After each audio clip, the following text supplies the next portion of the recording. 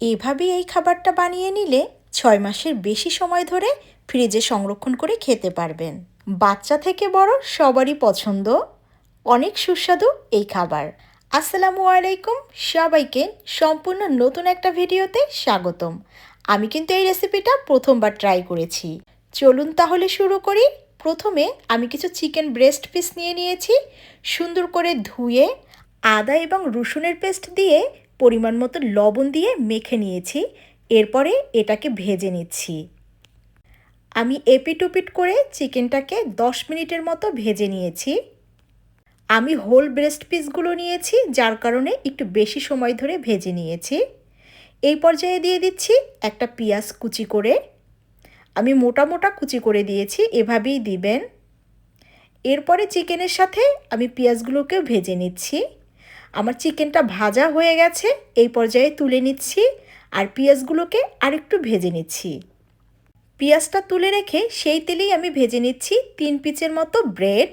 আমি এই ব্রেডগুলোকে deep fry করব। এরপরে এগুলো সব আমি ব্লেন্ড করে নিব, এর সাথে অন্যান্য উপাদান দিয়ে দিব।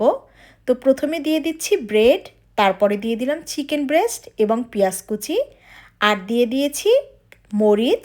আমি যে মরিচটা দিয়ে দিয়েছি এতে কিন্তু একদমই ঝাল নেই, কিন্তু খুব সুন্দর একটা ফ্লেভার অ্যাড করবে। দিয়ে দিয়েছি টমেটো সস, সয়া সস। এবারে সুন্দরভাবে ব্লেন্ড করে নিয়েছি, একটা ক্লিয়ার র্যাপ বিছিয়ে নিয়েছি, তার উপরে ব্লেন্ড করা চিকেনটা দিয়ে দিয়েছি। এবারই আমি এটাকে একটু সুন্দরভাবে স্কোয়ার শেপে করে নিয়েছি। আমি আজকে বানিয়ে নিয়েছি একটু অন্যভাবে চিকেন নাগেট। এখন আমি নাগেটের সাইজটা করে রাখছি। এরপরে এটাকে আমি ডিপ ফ্রিজে রেখে দিব 2 ঘন্টার জন্য। আমি আমার পছন্দ মতো সাইজটা করে নিয়েছি। এবারে আমি ডিপ ফ্রিজে রেখে দিচ্ছি। এই পর্যায়ে 2 চামচ ময়দা এবং 2 চামচ কর্নফ্লাওয়ার সাথে চিলি পাউডার দিয়ে একটা মিশ্রণ তৈরি করে নিচ্ছি। এর সাথে আমি আরও দিয়েছিলাম লবণ এবং ব্ল্যাক পেপার। এটা আমি একটা সাইডে রেখে দিচ্ছি। আর আমি ডিপ ফ্রিজ থেকে এখন কিন্তু চিকেন নাগেটগুলোকে বের করে নিয়েছি।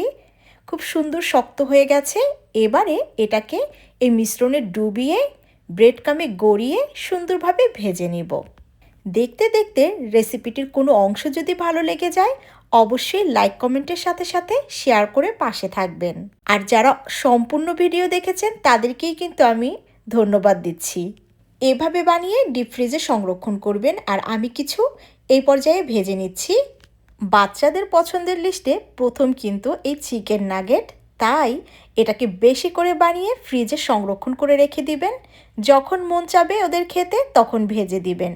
অতিথি আপ্যায়ন থেকে শুরু করে টিফিনেও কিন্তু দিয়ে দিতে পারেন এই নাগেট। দেখুন কত সুন্দর হয়েছে, খেতেও কিন্তু ভীষণ সুস্বাদু। একবার ট্রাই করবেন। আজ এ পর্যন্ত, কথা হবে নেক্সট ভিডিওতে। আল্লাহ হাফেজ।